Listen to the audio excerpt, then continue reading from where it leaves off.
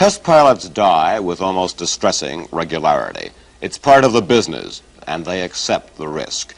Brave men died this past year in crashes of the XV-5A, the A-11, the SR-71, and other airplanes.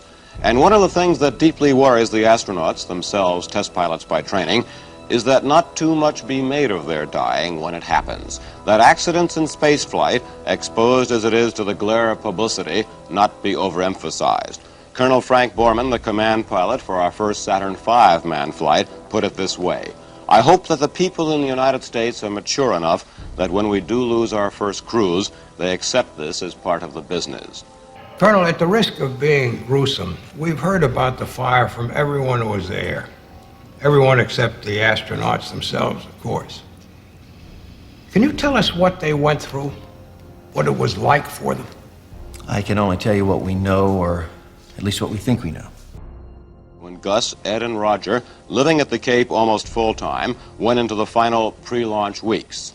This was the last film made of them yesterday at the Cape as that simulated flight got underway in the morning. When it happened, they were just waiting for the test to resume. Gus Grissom, 41 years old. Roger Chaffee, 32, newly promoted to Navy Lieutenant Commander. Grissom, wiry, tough, but lately far more confident of himself. And Ed White, 36 years old in the center there, our first man to walk in space. The Apollo 1 patch that will now never be worn, designed by Roger Chaffee himself, who was proud of it. And indeed, he caused the flight to be renamed. When the space agency was unable to decide on a name, Chaffee, Grissom, and White went ahead and called it Apollo 1, and we think forced the space agency to rename it at that time. Ed White, the navigator, here working with a sextant and telescope.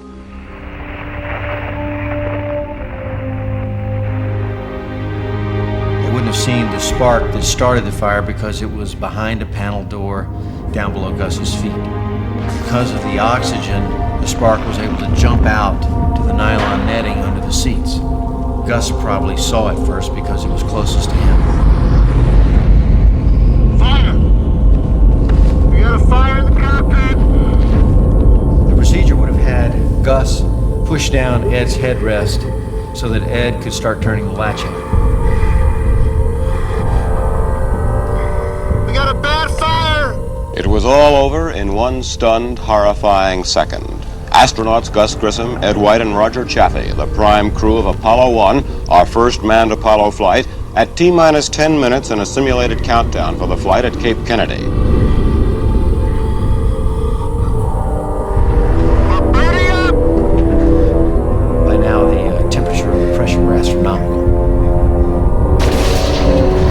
Let's get out! It was 6:31 p.m. Eastern Time last night. After delays caused by minor problems, they had reached the climactic moments of the countdown.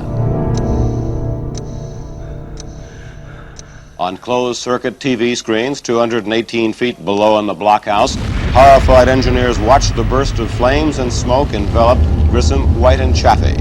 They heard their last words of shock and surprise. It was over in an unbelievable microsecond. Now, it just took me a minute or more to tell you all that. In actuality, from the first mention of the fire to the rupture of the hull, only 15 seconds went by.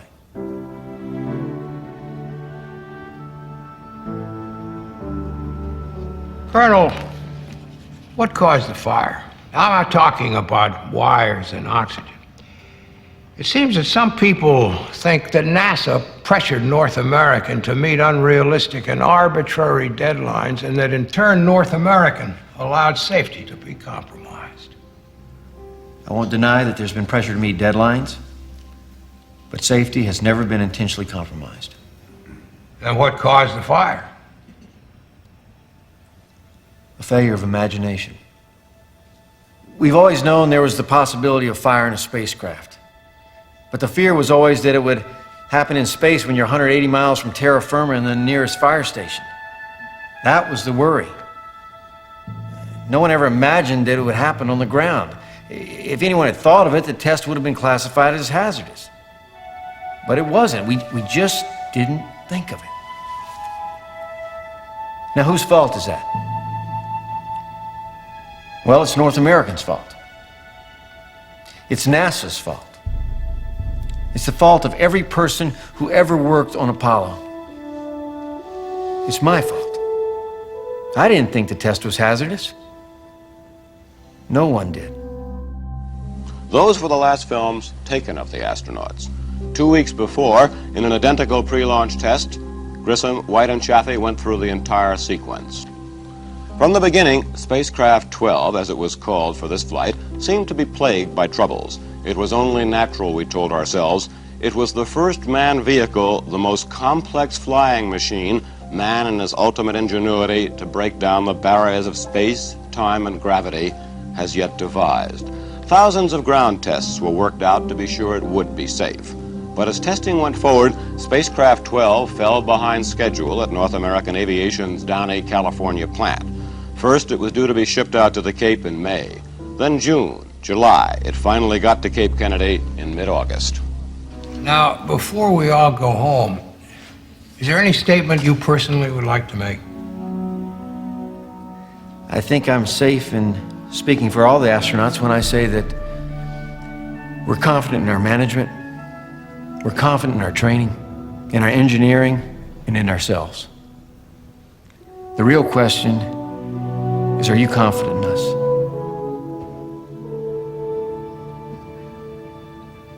What do you think we should do, Colonel? I think you should stop this witch hunt and let us go to the moon. The crushing irony is hard to believe. 16 U.S. manned space flights have ticked off in these last 6 years. No pilot has even been scratched in flight. 3 had died in aircraft accidents during Gemini, and now Gus Grissom, the tough, wiry veteran of Mercury, 41 years old, and Gemini was gone. Ed White, 36, our first spacewalker, who believed so strongly you could feel it in his words. And Roger Chaffee, at 32, ready for his first flight. So eager that Gus and Ed kidded him constantly. All their lives snuffed out in the moment that was never supposed to happen. Did you know the astronauts on the fire? Yeah, I did. I knew the astronauts in the fire. All of them. Could that happen again? Well, I'll tell you something about that fire. A lot of things went wrong. The door, it's called the hatch. They couldn't get it open when they needed to get out. That was one thing. And, well, a lot of things went wrong in that fire. Did they fix it? Oh, yes, absolutely. We fixed it. It's not a problem anymore. We try to find words for what happened tonight beyond a mere recitation of the facts, and try to find words for these men, as we have tried to appreciate what they've done in the past. Watching a rocket lift off from Cape Kennedy and realizing there is a man or men aboard it is an incredible sight, and one that's difficult to communicate. Greetings, Kerbonauts. This is Kerbal Space Program. I'm Bob Fitch, and this is episode number 14 of Project Alexandria, the history of spaceflight in real solar system. 1967 was not the finest year for Earth or for space exploration. In addition to the death of the Apollo 1 crew, there are active Vietnam War protests and race riots across the entire globe. So I did John, died, so I got a medal. I got a Silver Star, Purple Heart, Army Commendation Medal, 8 Air Medals, National Defense, and the rest of this garbage. It doesn't mean a thing. 43 Americans died in these streets. 386 were injured. 477 buildings were damaged or destroyed. The city of Detroit was shut down. Something like it happened in 76 American cities this summer. We saw soldiers patrolling our streets. We saw stores and houses in our neighborhoods that looked as if they'd been hit by bombs.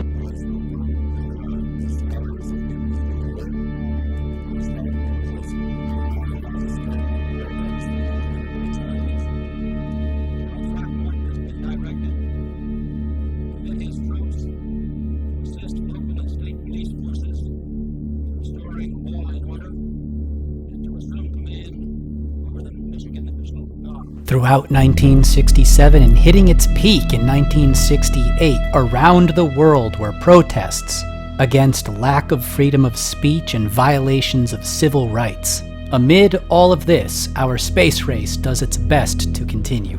The fire on Apollo 1 set the United States space program back to the point that no manned flights will take place this year. The Soviet Union, however, is conducting the first manned flight of their new Soyuz craft, with Vladimir Komarov on board. It's the 23rd of April, launching from Baikonur. You may remember Komarov from Voskhod 1 in 1964. We move ahead to October 12th, 1964, back in the USSR. Baikonur, Kazakhstan, multiple firsts sitting on the launch pad. This is Voskhod 1, the first of its kind. The Vostok program was receiving budget cuts. The Soyuz program was not ready for manned flight. Testing was very limited. Safety precautions were at a minimum. It's amazing this flight and the crew survived when you look at the conditions. Who were the crew? Well, as I said, this was a spaceflight first for sending up 3 at once, but the crew included additional firsts. Vladimir Komarov was the commander, and he was military. He's a good friend of Yuri Gagarin, who was theoretically the backup pilot for this flight, although there's no chance of that in reality since Yuri Gagarin is a national treasure at this point, and he'll never be allowed in space again because it's just too dangerous. They can't risk losing him. He's just listed as the backup as a formality. Anyway, like Gemini, this craft has its own propulsion, which should allow it to maneuver and rendezvous with another craft. In fact, a second flight, Soyuz 2, is planned to go up 24 hours later and conduct another spaceflight first. So I've completely redone the parts for the Soyuz launcher, which now includes a better booster separation that I'm working on. You can see in this real footage of Soyuz booster separation that the bottoms kick out first, followed by what might be purging of extra liquid oxygen. That forces the tops backward and away from the core. I suspect it might be liquid oxygen purging because it seems to ignite as it moves through the flames, and then goes back to just purging in a white cloud once out of the flames. Here's one more real-life look at a Soyuz booster separation, and then we'll return to my own separation. I'll slow it down and stop it to show you that I too have the bottoms kicking out first now, followed by the tops kicking back and over. I did this by using 2 types of retro. The first one at the bottom bursts quickly and expires quickly. The top one delays half a second and then bursts longer. Although I can probably make it a shorter burn, but as you can imagine, it's hard to test these. So I'll probably perfect it over time as I need to launch more Soyuz missions.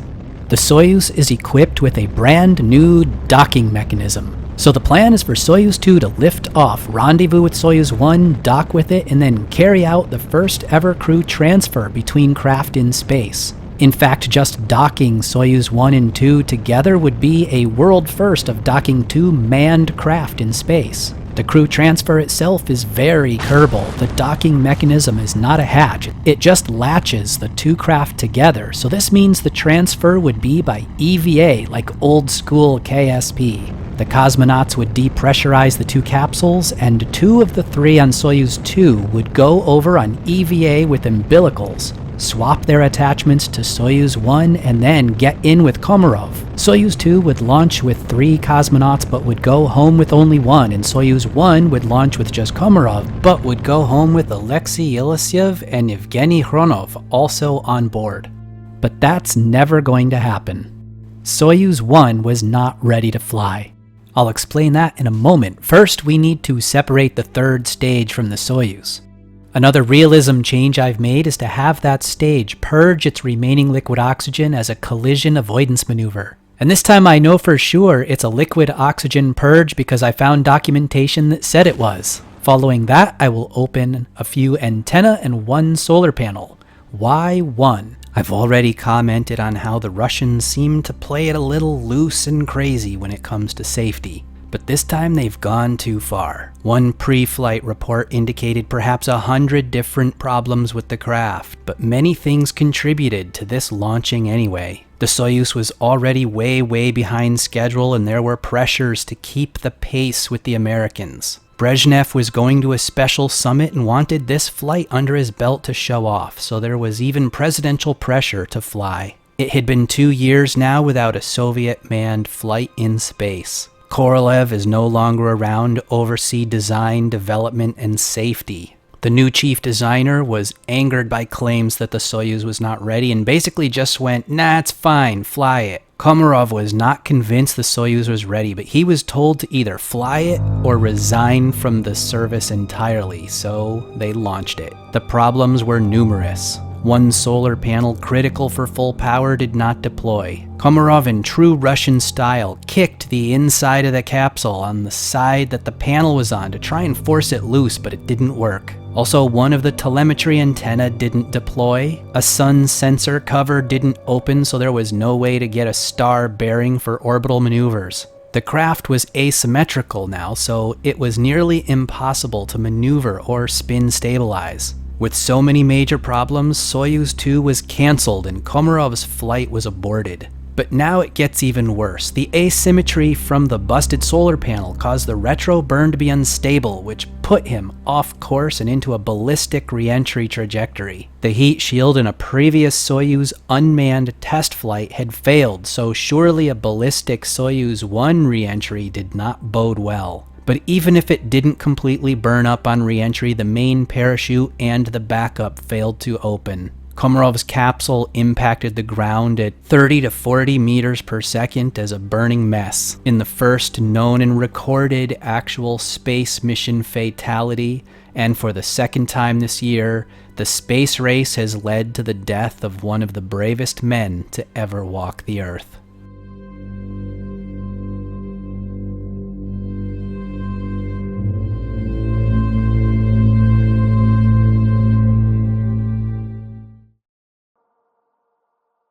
The launch window for Venus is coming up again. It comes once per year, of course, just after Earth passes Venus in its orbit. In this launch window, the United States will launch Mariner 5. I showed you the launch of Mariner 4 in 1964, and Mariner 5 follows a similar flight plan, so we won't be looking at that one today. Everything went as planned, as later this year it will pass 400 kilometers above Venus and send back new data about the magnetic field and atmosphere. The Soviet Union, meanwhile, launches Venera 4 and Cosmos 167. The latter will fail to leave Earth orbit, thus why it's not called Venera 5, so we're looking now at the Venera 4 launch.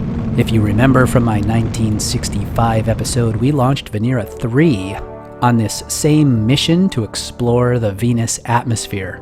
It may have impacted Venus, there's no way to be sure. If it had, that would have been a space flight first. If it did not, well, perhaps this Venera 4 will be the space flight first, the first artificial satellite to land on another planet.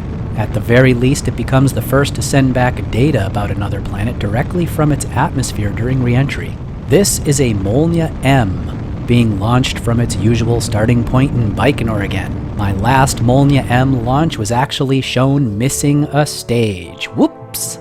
I knew I'd make a serious error eventually. Well, I have it corrected, and this Molniya M has the necessary final stage that you'll see soon.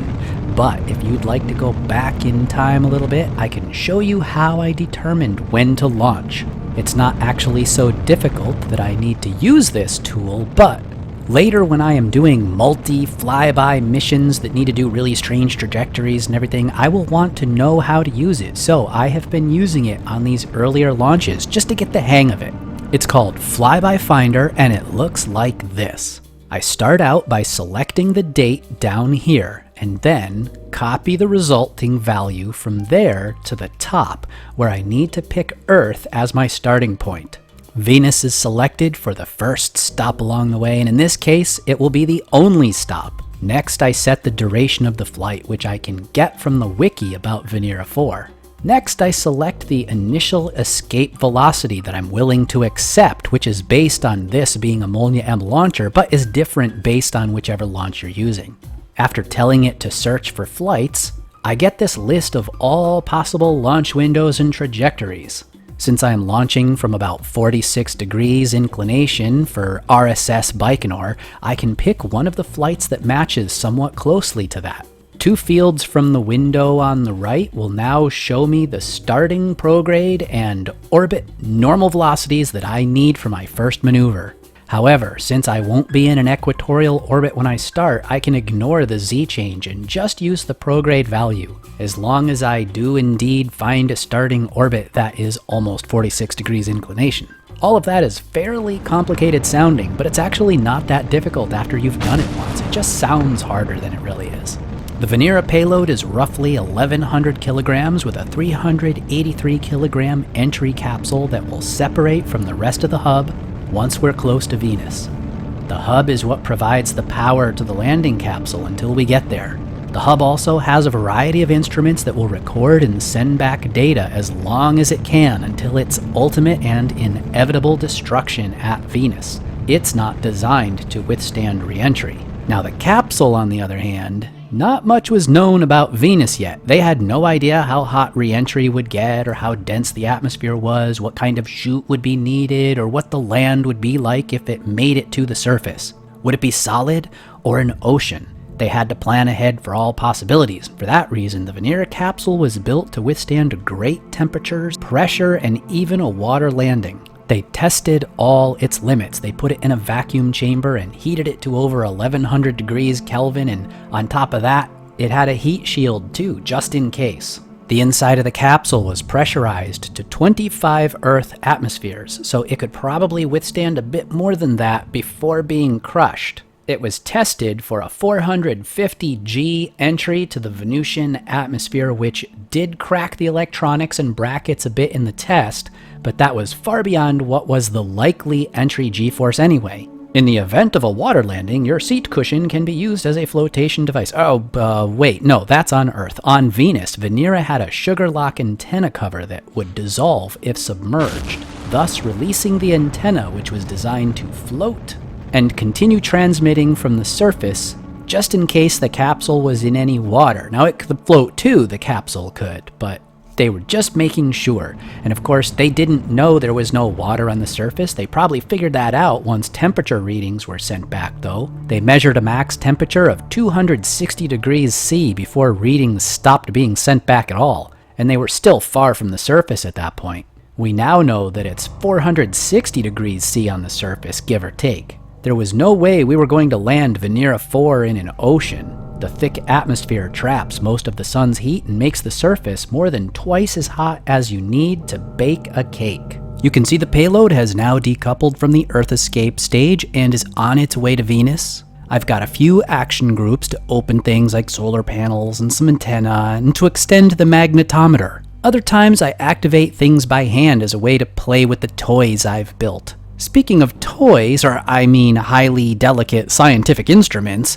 mine has a camera to act as a star sensor and another to act as the Earth sensor. Transmitters on both the hub and the entry capsule will continue to send back data throughout the voyage, and especially once we're at Venus. After Venera's launch 2 days later is when Mariner 5 was launched. Now, you know, if I try to say this without that American accent, I think it's supposed to be pronounced Venera. I'm always torn between pronouncing something the way that those who built it might say it versus pronouncing it the way that my native language does. Anyway, Mariner 5 will reach Venus a day after Venera, one of those, does as well. In a couple months, still during Venera's long flight, Surveyor 5 will land on the moon for the United States and perform the first chemical analysis of moon soil. In October, pilot William Knight will set an X-15 speed record of Mach 6.72 that won't ever be beaten. After the Venera and Mariner probes reach Venus, right before the end of the year, Australia will use a United States launcher called a Redstone Sparta to put their first satellite into orbit, making them the 7th nation to launch an Earth satellite and the 3rd nation to launch from its own country, in this case the Woomera Test Range in southern Australia.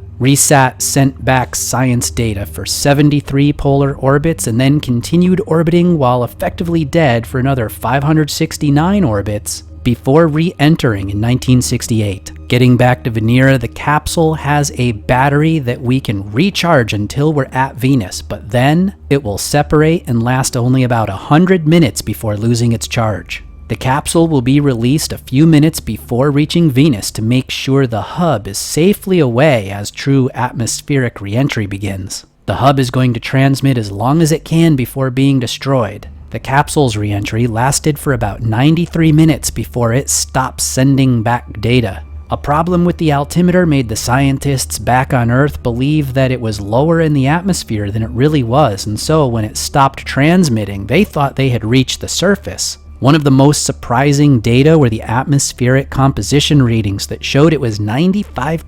CO2. The atmosphere had been predicted to be highly nitrogen. Carl Sagan thought it must have been a malfunction with the capsule, but a Soviet geologist said it was most likely surface outgassing. The temperature and pressure were both roughly what some had predicted for Venus's surface when it died. They were sure it had landed. Since the recorded pressure was about 18 atmospheres, I doubt it had been crushed yet. If you figure the battery could last 90 to 100 minutes, then I think it ran out of power. It continued to descend for several more minutes, effectively dead and not sending back any data, before eventually the 80-plus atmosphere pressure would have crushed it for good and the heat would have destroyed the parachutes. It was not until Mariner 5 went by the next day and we could compare notes with the Soviets that we became sure the data had been somewhat faulty.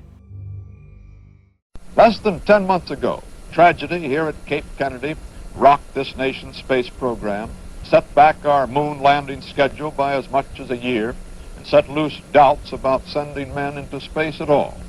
Today, the nation rejoices. Hopes rise again that John Kennedy's goal of putting an American on the moon by 1970 will be realized. Here at the Kennedy Space Center, the count now is 5 minutes and 29 seconds to the launch of Saturn V, the biggest rocket man has ever built, a critical test of this rocket complex which is to take an American to the moon. We have two major objectives this morning: to test all three stages of Saturn V. They have never flown together before. The first stage has never flown before. The second stage has never flown before. The third stage has flown before but has never been reignited in flight, as it will have to be on this mission if it is successful. The Apollo spacecraft, as prepared for this flight, has not been flown before. It is a complete spacecraft, except there are no men in it. Three little black boxes doing their work as nearly as they can. And it is to test the heat shield for a lunar re-entry speed of 25,000 miles an hour when it plunges back to Earth some 8 3/4 hours from now. Meanwhile, the Apollo spacecraft will go twice around the Earth and then be fired out into a translunar trajectory, going some 11,000 miles out into space. A view of the Earth from the North Pole shows the planned course of Apollo. 2 circular orbits and 1 elliptical orbit. In addition to the liftoff from the Kennedy Space Center, the first, second, and third stage burns and insertion into circular orbit. We'll start at 8.9 seconds. We'll be looking to lift off at 0. T-minus 30 seconds and counting. We'll count down from starting at T-minus 20. T-minus 25. Stage is reporting ready for launch. T-minus 20, 19, 18, 17, 16, 15, 14, 13, 12, 11, 10, 9. Ignition sequence starts. 5, 4. We have ignition. All engines are running. We have liftoff. We have liftoff at 7 a.m. Eastern Standard Time. The tower... My God, our building's shaking here. Our building's shaking.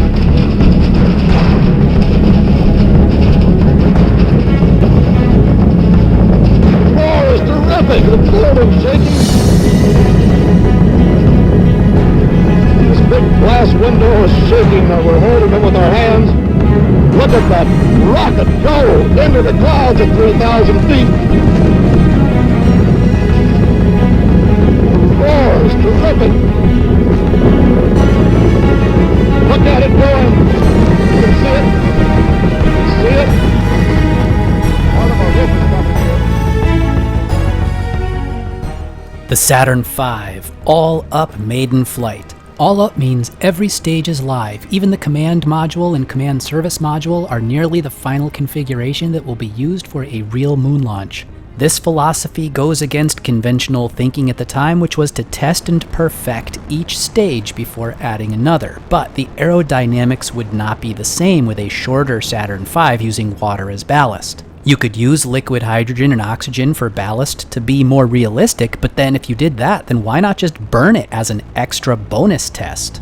Or so George Mueller, Associate Administrator of NASA, thought, so here we go. Generating over 33,000 kilonewtons of thrust, 5 F-1 Rocketdyne engines are propelling almost 3,000 tons of spacecraft into orbit. The engines consume the same amount of fuel per second from the moment they are lit until they shut down, which means the thrust and g-forces would get too high if they left them all burning the entire time. So before the first stage burns out, the center engine will get shut down early. I have it on an action group, which I am activating now. That has dropped the thrust by 20%, and now the remaining 4 will continue like this until the fuel has been depleted. At that point, the remaining engines shut down and we separate the lower stage. There are retros inside the F-1 engine fairings that help pull that stage away. There are also 6 ullage rockets that help settle the propellants in the second stage so we can ignite it. After that, the interstage is dropped to reduce mass, and this stage is now powered by 5 J2 motors. Like the first stage, the middle one will be shut down early once the fuel is running low. J2 engines are designed for vacuum since, as you can see, we're outside the bulk of the atmosphere now. They're powered by liquid hydrogen and oxygen, a great fuel for upper stages. The fuel tanks need to be larger due to the hydrogen's low mass, but the specific impulse is so good it's worth it overall. We're quite high now, so the capsule, shroud, and launch escape tower are no longer needed. We're going to jettison those at this point. There are 3 solid motors in this. One is for the launch escape and provides the most thrust. It would be used only for an emergency. A smaller motor is used for separation, like we're doing now. We don't need as much thrust because we're only dragging the mass of the cover itself, which is about 3,600 kilograms. A third motor is angled sideways and provides pitch thrust to force the cover sideways. If we are using it for escape, then it would force the capsule to the side away from any exploding lower stages. While we wait for the second stage to drain more of its fuel, let's hear from Werner von Braun on how the flight to the moon will be carried out. A voyage around the moon must be made in 2 phases. A rocket ship taking off from the Earth's surface will use almost all the fuel it can carry just to attain a speed great enough to balance the pull of gravity. If we can refuel the ship in this orbit with fuel brought up by cargo rocket ships, it can set out on the second phase, the trip around the moon and back. To facilitate this refueling operation, we will establish an advanced base in the orbit, 1,000 miles above the Earth. This advanced base, or space station, will be headquarters for the final ascent to the moon. The entire wheel will slowly rotate at 3 revolutions per minute. The resulting centrifugal force will produce an artificial gravity for the men in the rim. Oh, so that's how it's going to be. Yeah, clearly the early plans were much more elaborate and ambitious. We still have a while before the second stage burns out. Let's take a look at the entire Apollo Moon program. 32 men were selected to be astronauts for the Apollo program. Some of them had Mercury experience, like Gus Grissom, Wally Schirra, and Alan Shepard.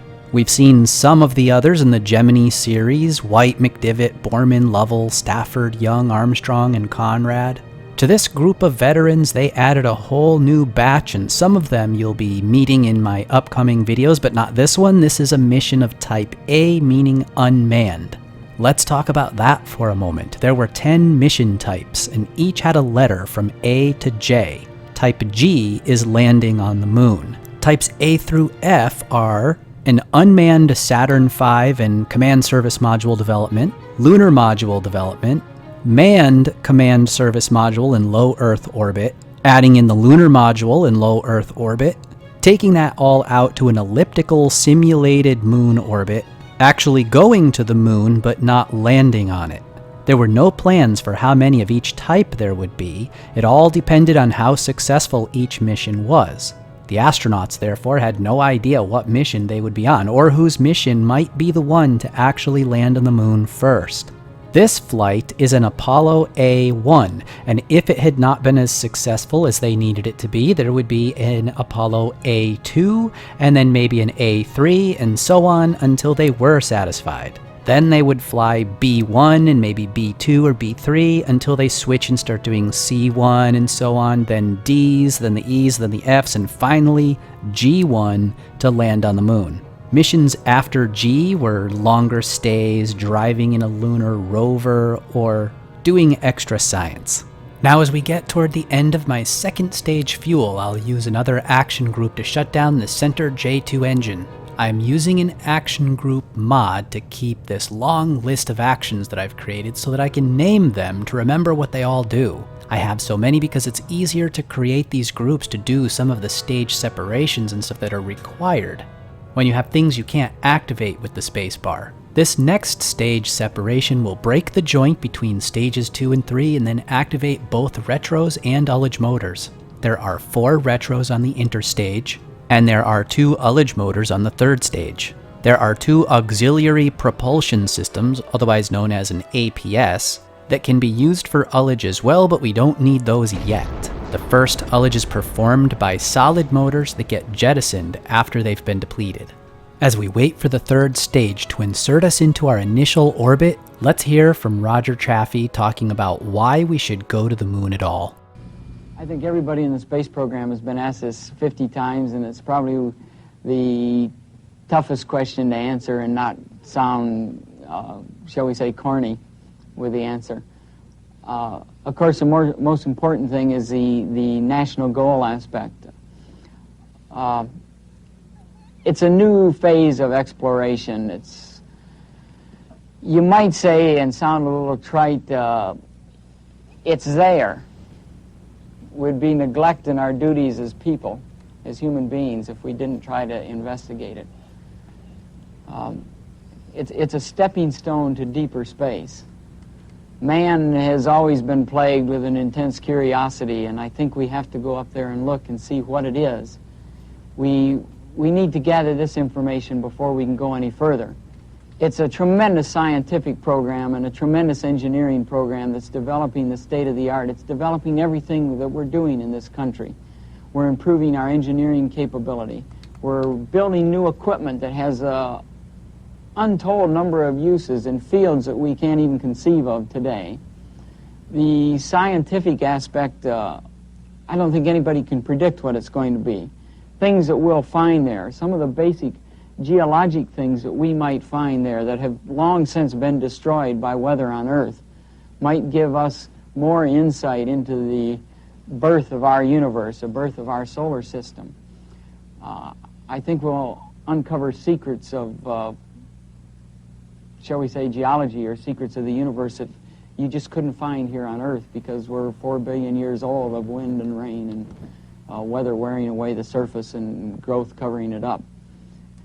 I guess the biggest thing from a pilot standpoint is it's another goal. It's something that needs to be conquered. And the curiosity of man and the aspect of being able to partake in this. Of course, it's a great honor to all of us, and as pilots, you know, a test pilot, he always wants to go a little higher. If he has a plane that'll go to 40, he wants one that'll go to 45. If he has one that'll go Mach 1, he wants to go Mach 2. And so here we have the moon, and of course we're all desperately eager to go on this flight from both aspects. One is a test pilot, and the other is a national goal and the development of the scientific program.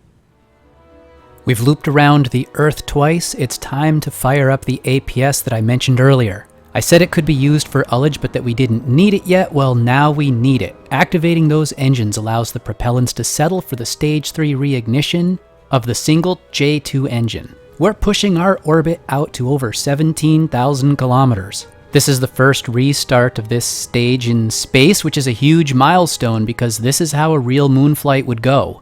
We're going to shut down after 17,000 kilometers, but in a real flight, we'd keep going until almost 400,000 kilometers. We're going to conduct 2 SPS engine tests. SPS stands for Service Propulsion System. To do that, we need to separate the service module from Stage 3. I'll open the pedals of the Lunar Module cargo bay while I'm here as a test of that system, and using the Command Service Module's reaction control system, I can push us forward a little to avoid any collision. We'll also open the communications antenna structure that sits down near the engine. I'll also test a docking light to make sure it can be deployed and retracted properly. You can see a lunar module in the cargo bay, but that's just a mock-up. It's carried as ballast to simulate the real thing, but the real thing is not ready for flight and won't be ready for flight anytime soon. Its development is way behind schedule and will cause reshuffling of the Apollo missions next year, but we'll cover that in the next episode. We need to get back to using our SPS. The first engine test will be a short burst, about 16 seconds long. That will add another 1,000 kilometers to our apogee. If that test is successful, then we'll start it again for much longer once we're coming back toward Earth. That burn will give us enough velocity to simulate coming back from the moon. The heat shield was positioned opposite the sun to make sure it was nice and cold before re-entry, to maximize the temperature differential for the test. One thing I didn't think I was going to be able to simulate, and so I was just planning to ignore it, was the skip off the atmosphere that the capsule is supposed to do. However, I discovered during re-entry that my capsule did the skip too, just like the real thing. During the 25,000 mile per hour re-entry into the Earth's atmosphere, the spacecraft was to be guided, as in the lunar mission, along a roller coaster flight path, heating as it encountered the atmosphere, cooling as it climbed back toward space, reheating as it again plunged into the atmosphere for the final descent.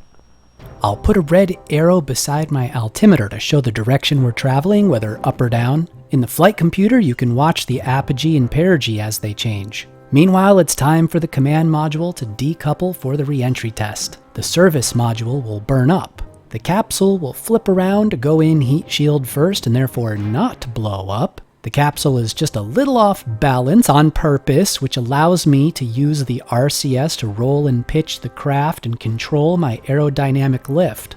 That must be part of why the re-entry turned out so well and how it did that re-entry skip. I'm not sure how accurate the ablation of the heat shield is. You can see that mine is dropping as we skim across the atmosphere. During the flaming part of re-entry, I lose some more, but if it's more than now, it's not much more than I'm losing now. It's about 1/3 here, 1/3 as we re-enter again, and we splash down with about 1/3 remaining. Overall, that's probably about right. We don't want to risk running out of heat shield. We don't even want to get close to running out. I've skipped off the atmosphere and I'm heading up again. In a moment, we'll come down for the final time and this mission will end. Overall, it has been a resounding success. We tested a lot of systems and carried out several spaceflight firsts. But it's just the first flight of 7 evaluation missions. Despite this success, in some ways it's still hard to imagine we'll go from no Saturn V test flights to landing on the moon in just over 20 months of initial tests. As we descend now, the first chute out is a small drogue that helps the capsule cover detach. So now we can deploy the drogue and then the main chutes. I'm still working on a few things like the chutes and flotation devices for the command module. I have a few more Saturn V's to fly, so I figure I have a little time to get it just right. We started with tragedy and we're ending in triumph. Until next time, I will see you later, Kerbonauts.